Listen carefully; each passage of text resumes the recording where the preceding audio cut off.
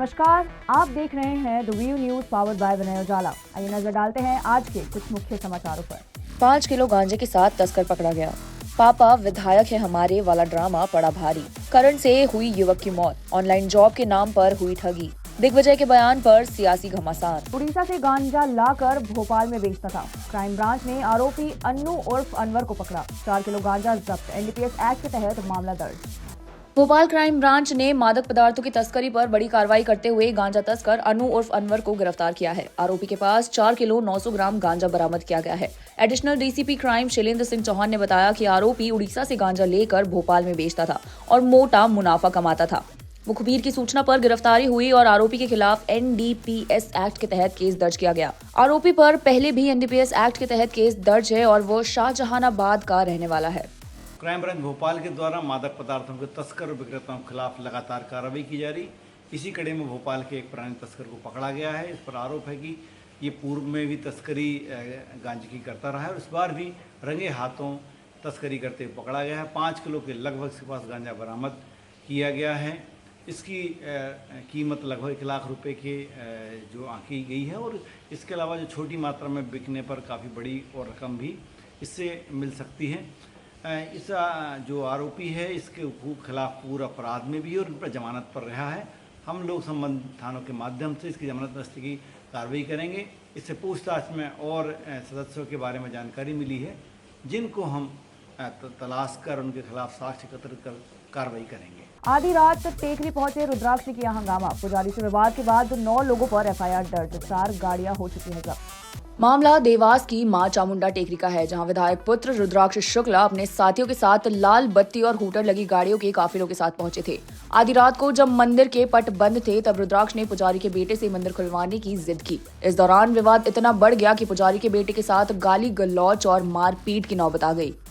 पहली एफआईआर पुजारी के बेटे की शिकायत पर दर्ज की गई थी, जिसमें जीतू रघुवंशी पर गाली गलौच, मारपीट और धमकी देने का आरोप था। घटना के बढ़ते दबाव को देखते हुए पुलिस ने दूसरी एफआईआर में लाल बत्ती और हूटर लगी गाड़ियों के काफिले को लेकर रुद्राक्ष शुक्ला, अमन शुक्ला, लोकेश चंदवानी, जीतू रघुवंशी, मनीष तेजवानी, अनिरुद्ध सिंह पवार, हनी, सचिन और प्रशांत को आरोपी बनाया है।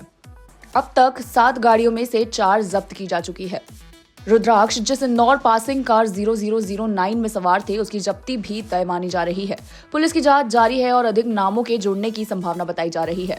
विधायक पुत्र का नाम सामने आने के बाद ये मामला अब तूल पकड़ रहा है। सवाल ये भी उठ रहा है कि क्या राजनीतिक रसूख के चलते अब तक कार्रवाई में देरी की गई। जांच के नतीजे तय करेंगे कि दोषी पर कितनी सख्त कार्रवाई हो सकती है। सर, माताजी टेकरी पर जो कारों का काफिला ऊपर गया था उस विवाद में क्या अपडेट है? रुद्राक्ष शुक्ला और उसके अन्य साथियों पर भी एफआईआर की गई है। घटनाक्रम 12 तारीख का है, जिसमें कि तत्काल प्रखंड पंजीबद्ध किया गया था और एक नामजद भी किया गया था।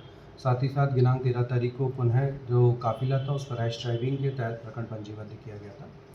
यह कि इन्वेस्टिगेशन के दौरान विभिन्न सीसी फुटेज का अध्ययन किया गया, फरियादी और अन्य लोगों के स्टेटमेंट्स लिए गए हैं और जो वाहन स्वामी उनसे भी पूछताछ की गई है। इसके बाद जो वाहन आइडेंटिफाइड हुए हैं उनमें से करीबन 4 वाहन सीज कर लिए गए हैं और साथ ही साथ इसमें 9 लोग अभी तक आइडेंटिफाइड किए गए जिनको नामजद किया गया। क्या नाम है सर 9 आरोपियों का? इसमें एक जीतू रघुवंशी जो प्रतिदिन नामजद किए गए थे, साथ ही साथ अन्य में इसमें रुद्राक्ष, अमन, लोकेश, मनीष, अनिरुद्ध, हनी, सचिन, प्रशांत, ये लोग इसमें अभी नामजद हुए।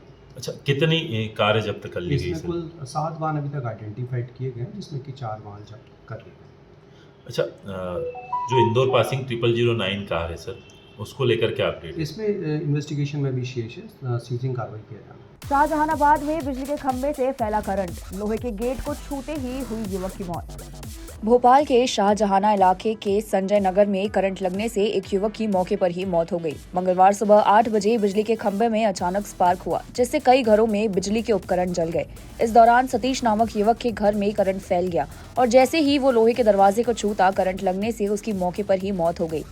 स्थानीय रहवासियों ने इसे बिजली विभाग की लापरवाही बताया है और कहा है कि डीपी खुले रहने से हादसों का खतरा बना रहता है। मृतक हलवाई का काम करता था और घटना के वक्त घर पर सिर्फ वो और उसकी मां मौजूद थे।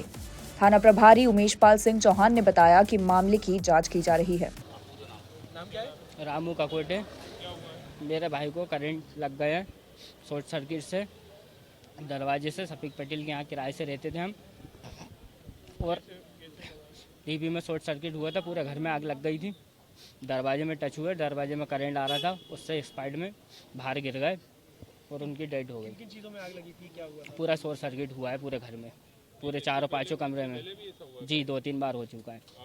जी शिकायत करते हैं, पर लाइट वाले सुनते नहीं हैं, आते हैं लाइट काट के चले जाते हैं, बिजली का बिल दो, नहीं तो फिर पैसे मांगने आ जाते हैं, नहीं तो फिर लाइट काट के चले जाते हैं। घर में आग लगी आपने बताया? जी जी। कैसे लगी, थोड़ा सा हमें बताओ। बाहर डीपी में आग लगी थी, डीपी से फिर घर में शॉर्ट सर्किट हुआ, पूरा फाइट हुआ। फैला था और भी घरों में फैला? और घरों में 2-3 घरों में भी फैला है। 10-15 घरों में? जी बहुत सारे घरों में आया था साहब। भैया ने बाहर निकलने की कोशिश करी थी क्या? जी बाहर निकलने की कोशिश करी थी, दरवाजे से टकराए और करंट से नहीं, कुछ भी नहीं, सब उड़ गए, सब जल गए। जी जी जी, सब जल गए।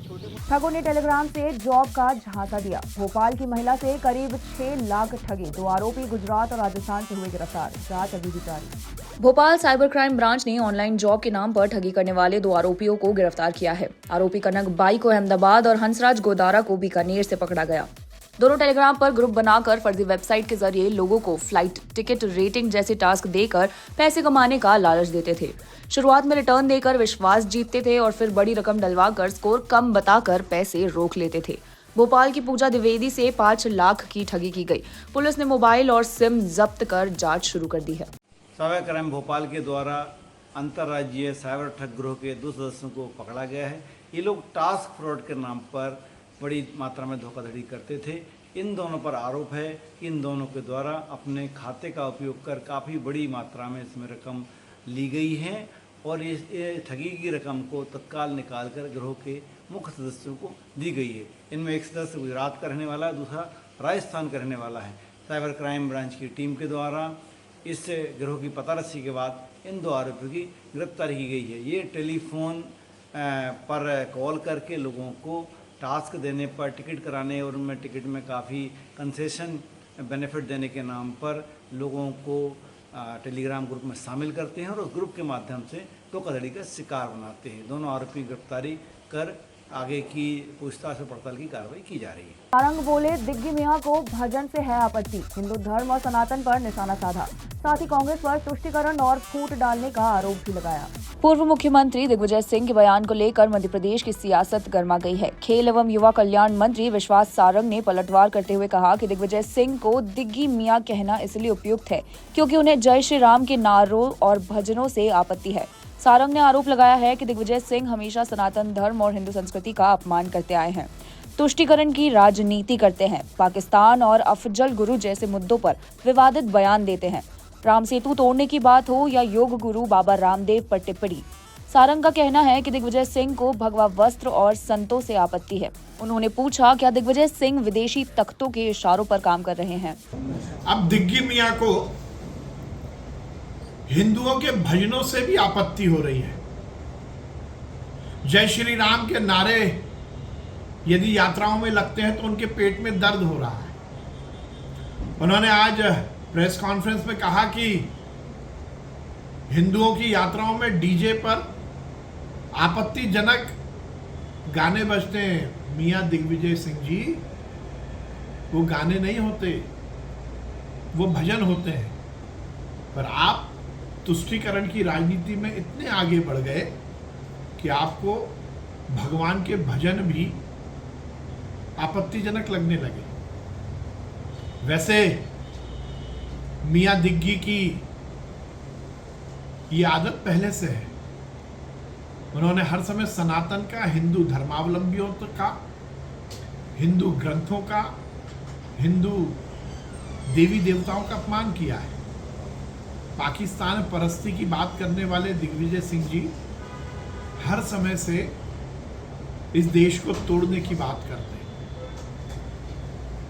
इस देश में धर्म आधारित विघटन, जाति आधारित विघटन, ये उनकी आदत में शुमार हो गया है। राम मंदिर का विरोध करने वाले, राम सेतु को तोड़ने का षड्यंत्र रचने वाले दिग्गी मियां से और कुछ अपेक्षा की भी नहीं जा सकती। पर सनातन के खिलाफ, हिंदू देवी देवताओं के खिलाफ, हमारे तीज और त्योहारों के खिलाफ अब इस तरह की बयानबाजी को सहन नहीं किया जाएगा। यदि इस देश में ही सनातन की यात्रा पर रोक लगने लगेगी तो फिर हम जाएंगे कहां? दिग्विजय सिंह जी को मैं विनम्रता के साथ कहना चाहता हूं कि हिंदू विरोधी इस मानसिकता को बदले। हिंदू देवी देवताओं का, हिंदू तीज त्योहारों का अपमान करना बंद करें। इसीलिए तो जनता उन्हें दिग्गी मियाँ कहती है, ये मैं नहीं कह रहा, हर जगह दिग्गी मियाँ इसीलिए कहलाते हैं। तुष्टीकरण की राजनीति, कट्टरपंथियों को संरक्षण देना, जाकिर नायक जैसे इस्लामिक आतंकवादी के मंच पर जाकर उसकी महिमा मंडन करना, हाफिज शहीद को जी कहकर पुकारना, अफजल को गुरु कहना, पाकिस्तान के पत्रकारों के साथ मिलकर हिंदुस्तान के खिलाफ बात करना, ये दिग्विजय सिंह की आदत हो गई है। एयर स्ट्राइक, सर्जिकल स्ट्राइक पर प्रश्न चिन्ह लगाकर सेना और सैनिकों का अपमान करना, ये दिग्विजय सिंह की आदत हो गई और वो अब इस मानसिकता को बदलें, ये ठीक नहीं है। ऐसी ही खास खबरों के लिए बने रहे हमारे साथ द व्यू न्यूज पर, पावर्ड बाय विनय उजाला।